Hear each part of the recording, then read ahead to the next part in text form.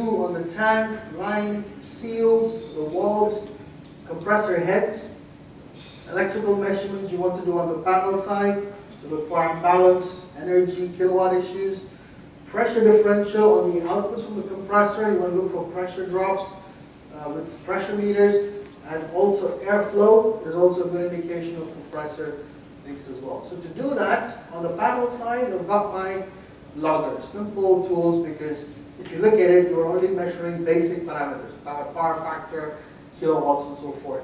For the pressure differences, a very common tool we have, a simple tool, is a Fluke DMM. It's a logging multimeter, and you can buy an adapter here. Not many people buy these because they don't know about it. It's a PV350, it's a pressure module. It's an attachment that you can add on to your multimeter, to your simple multimeter, to be able to read pressure. Right? Otherwise you have to buy a standalone pressure calibrator. But a pressure calibrator is used in the process instrumentation field for calibration purposes. You guys are not into calibration so much. You just want to measure, a simple device to measure pressure, and that's what we have. There's a pressure module connection that you put onto your DMM so that the DMM will now read pressure. We also have a nice unit from Ampro. This is an ultrasonic leak detector. It's a very cost-effective, entry-level tool for understanding leaks on pressurized pipes. Basically what it does is you have a speaker, it's a microphone. It listens to the high-frequency noise that you get from leaks. And you've got a headset, so you put on the headset and you just listen for the noise. It's a very effective tool to look for pressure leaks in the system. And that's from Ampro. So steam heats, this is how a steam system works. The boiler is either, you've got the water supply coming in that's used to make the heat. Gas sometimes is also supplied to get the heat, steam up, but also electrical power. So again, logging is done there. Once the steam is generated, it is now transferred to the equipment via drives, of course. VFD pump, for instance. So again, you want to measure the pump side for vibration issues, steam losses, and the unused steam from the device is fed back to the boiler, and you only want to feed back the air and the water, so the condensation. So that's why you have a steam trap that's used to trap the steam, let the air and water go away through the condenser back into the boiler. So you want to measure this entire system for steam leaks. Steam traps will provide you the most effective quantifications here, because steam traps they do tend to fail, and they are the most expensive. The steam trap is very expensive because a failed steam trap, is a lot of money. Like in the US alone, 45% of all the fuel that is burned in the US is used to generate steam. In this part of the world, steam trap, you find it in the process industries, but in buildings you don't find it. But in Europe, I know in countries that are cold, buildings are heated using steam. You've got underfloor heating. There's hot water or hot steam going under the ground that radiates the energy there. So you want to be able to measure that steam loss. Ideal tool for that is thermal imaging, because visually you can see if there is blocked steam and if there is a leak in the steam system as well. So boiler steam system measurements. On the boiler side, you want to measure the temperature, current, if it's driven by an electrical supply, to see what kind of load you have on the boiler, voltage, water flow, is there enough water going to the boiler to make steam, on the power supply panel, on the VFD, on the pump and the drive motors, pipes and steam traps. There's plenty of devices that you can check. The problem, however, is sometimes you need more than one tool. So that's why we talk about thermal imaging, we talk about power quality, ultrasonic leak. It's a collection of tools that will help you to make your job a lot more easier. So here you can see some examples of boiler steam issues. Uninsulated boiler walls, you can see steam traps leaking here. Insulation gaps in the boiler. Again, if the insulation is not good, it's usually eaten away or it's corroded, for instance. Thermal imaging cameras will show that in terms of color. Wall insulation issues, again you see here heat losses. because there's no proper insulation. This is a normal steam trap. As you can see, the hot side and the cold side. This is a faulty one, where you see the steam leaking. And if you have steam leaking through a trap, that's lost energy. That's energy loss. So thermal imaging is quick and easy. It gives you a very good picture right there. Heat loss to pure insulation. So just looking at an example, just to give you an idea of what is a typical heat loss if you don't insulate a piping system. So a heat loss on an insulated surface with a temperature of 40 degrees C, 50 millimeter pipe diameter, and an insulation thickness of 30 millimeters, I've got a heat loss of 53 watts. And this is based on Newton's third law of cooling. There's a formula for that calculates heat loss. So it's 53 watts, okay, or 1 M. If you remove that insulation now, 80 degrees C, 1 meter length, you can see that the heat loss is now 132, which is almost 3 times than an insulated pipe. If you increase that temperature to 150 now, you can see it's 7 times more. So as the temperature increases, if you don't have insulation, your heat loss increases exponentially. That's the example here. So up to 7 times more than with insulation. So insulation is very, very good. You need to insulate your pipes and steam systems. Some more examples of steam waste here. This is a good working steam trap. This one's failed. This one's a working one. You can see here hot side, cold side. And also here you can see another steam trap as well. So an example in the US where you had 6 failed traps. Each trap to replace one steam trap cost about $500. So that's a saving of $3,200 for almost six steam traps. Over a year, that's $16,200. So if you look at it, you have saved $16,200. The thermal camera, the most expensive thermal camera from Fluke, costs you $9,800. So you invest in the tool, you've made your money back just by doing 16 traps. That's the return of investment you have to think about. Never think about the startup cost. It's always expensive for any good tool you have in the market today. The startup cost is always high. Solar energy, it's great. It's very expensive. It's not, it's not cheap to install a big solar system, but the return of investment is always high. So think that way. So quantifying waste again on process production systems, power loggers, thermal imagers, and your vibration tester for the electromechanical devices. Okay? So this is a good tool. If you need more information about the A10 or if you need a demo on site, get the guys from Synergix to contact them. I'm coming to help you. They will gladly come and do a site demo for you. Okay? So like we discussed, this is not going to be a product seminar. This is more to tell you these are the tools that are available. If you need more information, just come back to us. Lastly, we look at the building infrastructure. So we discussed the utility system, the first big level. Now we went into the production process, and now we're going to look at the building. The building itself, green building, whatever you want to call it. So in a building infrastructure, you're looking at things like HVAC, lighting, and the building envelope itself. Okay? And that's the surrounding. The building envelope is the entire coverage of the area. So if you first look at ventilation, which probably here in the Middle East is our biggest energy consumer, but also where you can find very big losses, is in ventilation. So if you look at an HVAC system, this is how it works. Power supply coming in, HVAC system there, VFD driven. You've got a controller that's used to regulate the amount of airflow, the temperature set point. You've got the registers that are now blowing the air out, like you can see here. But there's always, probably on the other side, you have an air return. So you want to measure what's coming out, but also what's going in, back into the system, and also measure the temperature of that return air as well. And that goes back into the HVAC pump, and it's a closed cycle. Of course, that air supply comes from outside, so you also want to measure what's the percentage of outside air coming. Is the filter okay? Is the filter clean? Is it very efficient?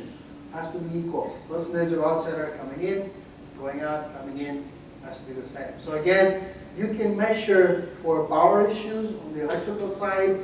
You can do vibration measurements on the mechanical side, temperature vibration, and you can measure temperature and airflow on the return and registers. And on the building itself, you can look for leaks. Doors, if the door is not closed properly, right? Windows are not sealed properly, you're going to have air loss. So what's happening? In this, if you look at this room, for example, the AC is nice and blowing, it's making it cold. If I've got a leak in one of the windows, you've got a big air gap. This outside is 40 degrees, inside is nice and cool and 20, 23 degrees. And you've got that air gap going in and out. What's happening? The HVAC system is still working extra to compensate for the leak that's coming from the outside, right? Temperature moves from hot to cold. So that hot air is coming in, it's not helping the room. So the AC is now working, thinking, hey, it's still hot here, I need to send more air out. So it's working overtime, you're overworking it.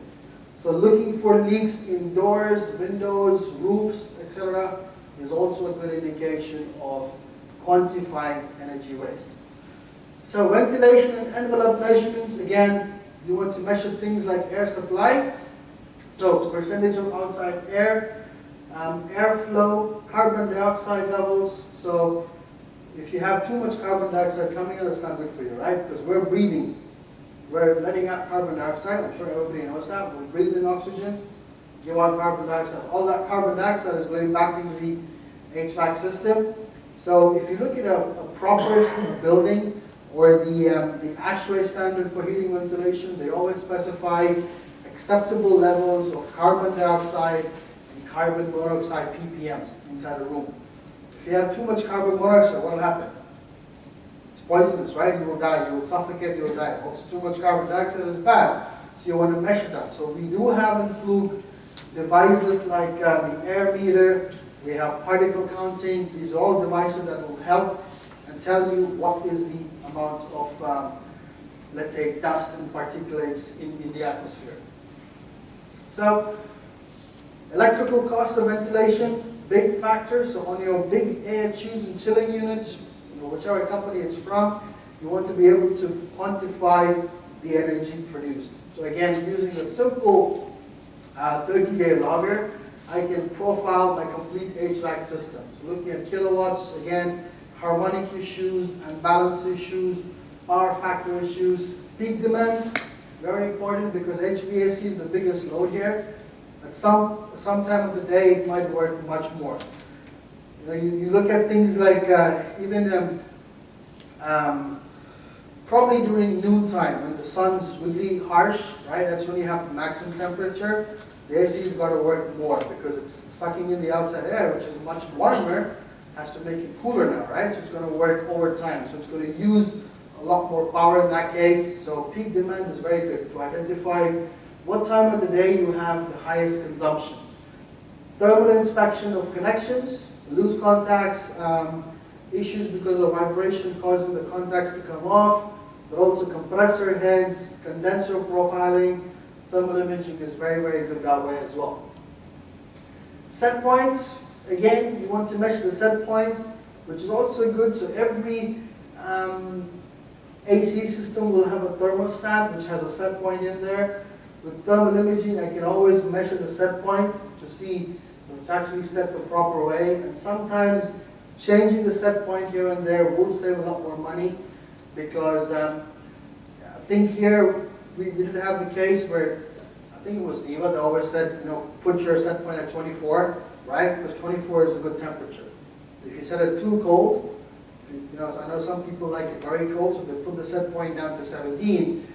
And you're not going to get 17 degrees out of that chiller, but it's going to pump air all the time trying to cool down the room, right? So you want to put it at an average set point that allows off-on state, so the chiller is not working all the time. You still have a comfortable temperature maintaining your room. Rooftop thermal inspections for your HVAC system.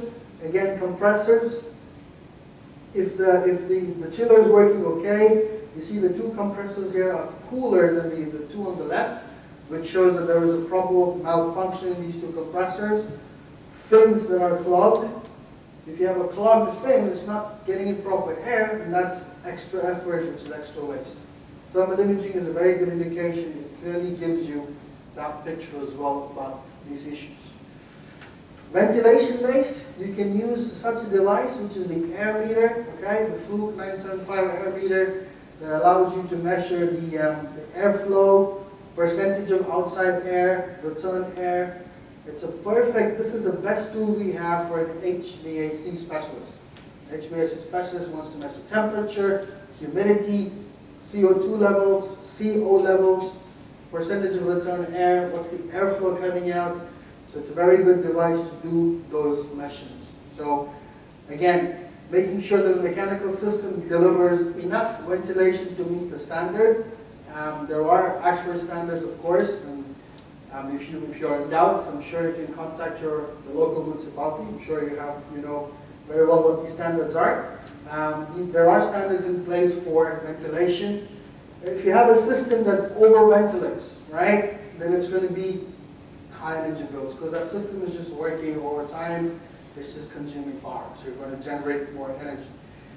So efficiency depends, of course, on the equipment itself, the AHUs and the entire system, if it's actually proper and okay. Optimization of set points and efficiency of the building envelope. Making sure that the doors are well sealed, the windows are well insulated, and everything well, okay?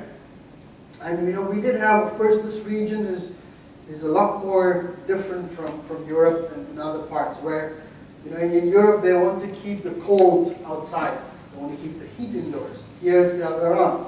Keep the heat outside and want the cold indoors. But it's the same thing. It's just different temperatures, but it's the exact same principle. You want as much as insulation on your buildings that you want in your homes as well. Okay, so sometimes you have contractors that forget to put insulation in the walls. That's also causing leaks and issues like that. Ductwork, again, using Fluke tools, you want to measure air losses in ductworks in HVAC systems. So before all this roofing is done, there's a lot of ductwork here. If you have leaks there, that's going to cause concern. So you want to measure that either with thermal imaging. Here you can see the register, the ducts. You can see a lot of air going around it. And that should not happen. We should only see air coming out from the duct and not spreading all over into the ceiling. And that's a sign of, again, waste. You can use a manometer, a pressure differential meter, also to calculate the airflow, but also pressure differences to tell you if there are pressure leaks as well. Okay, so air meter to assess the overall airflow, thermal imager to detect all your hidden issues, but also spot checks can be done with thermal imaging. Air pressure raised. So this is what we call the airflow meter. Okay, the Fluke 922. It's a device that can calculate differential pressure as well.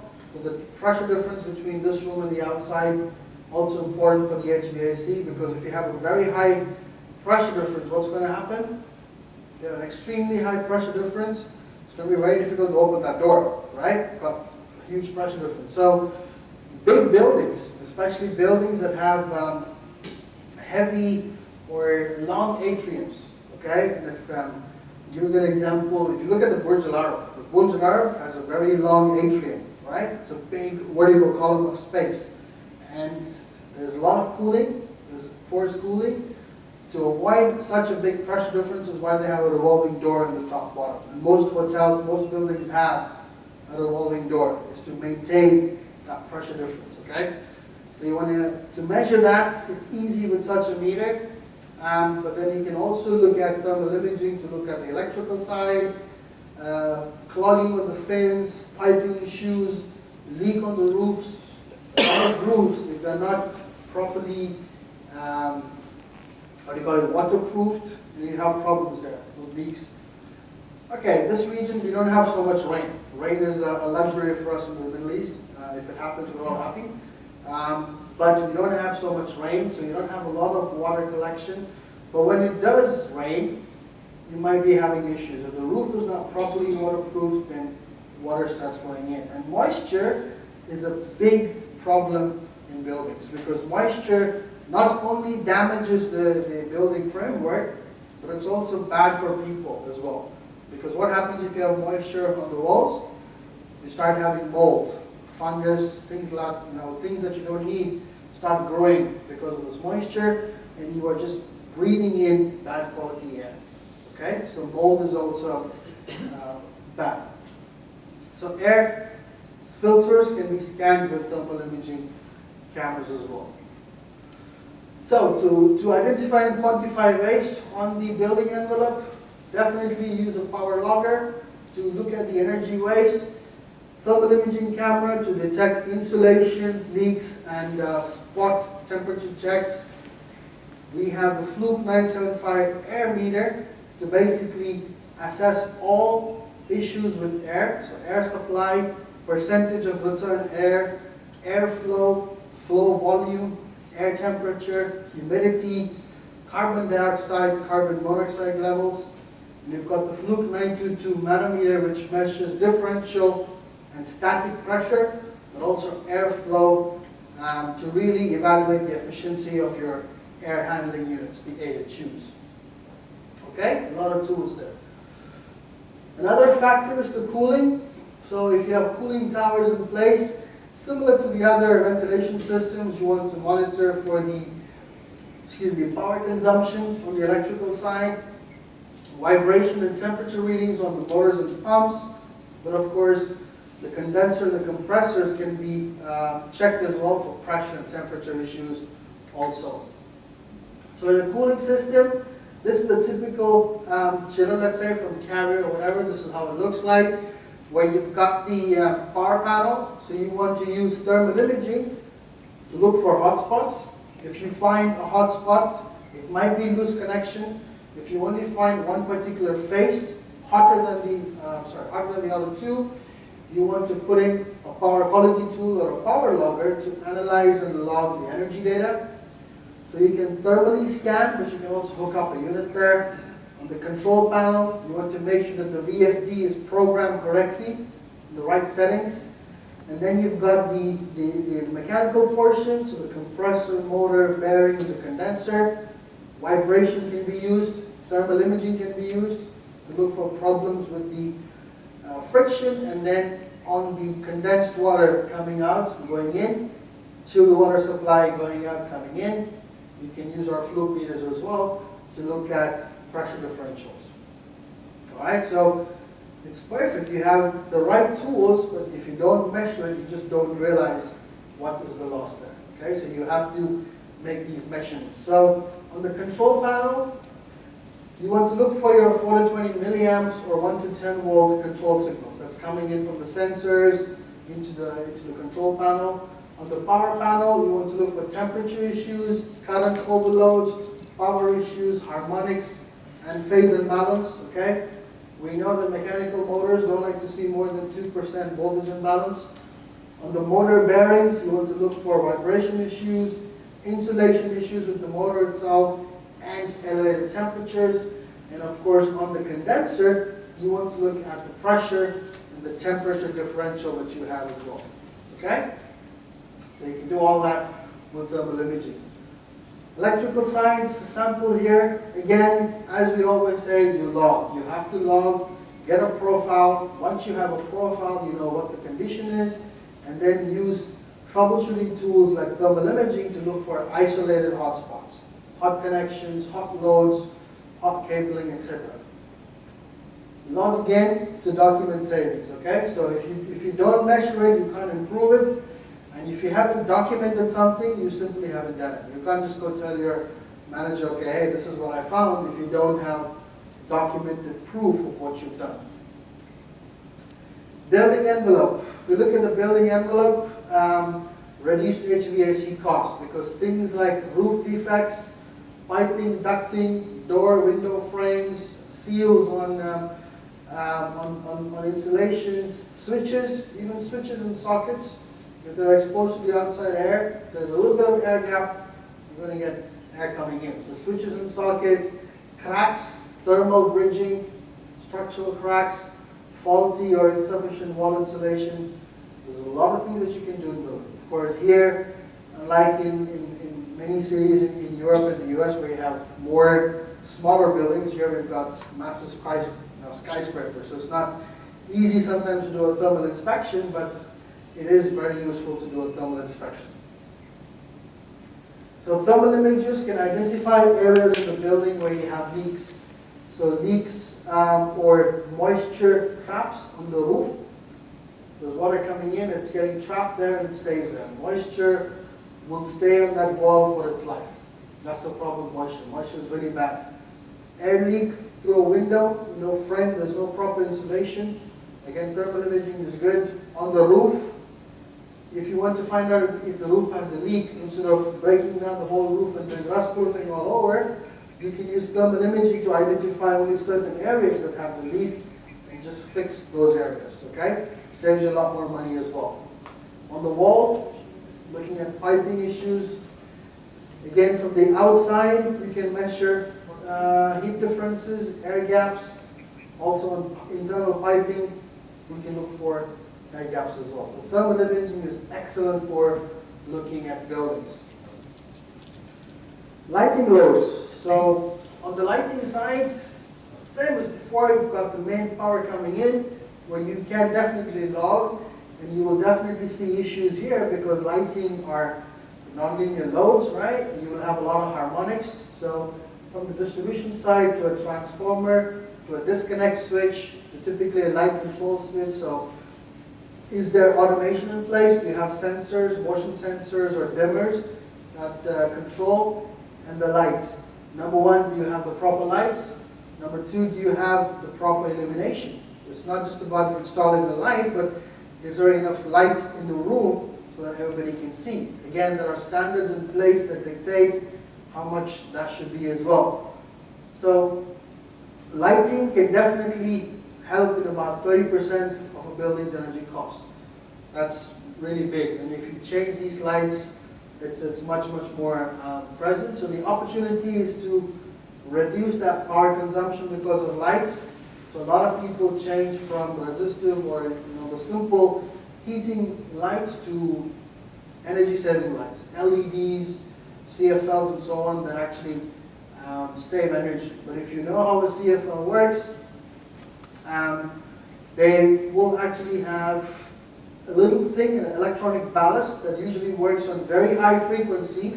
So unlike a normal heating element bulb, a CFL is going to really give out a lot of harmonics because it's switching at very high frequencies, okay?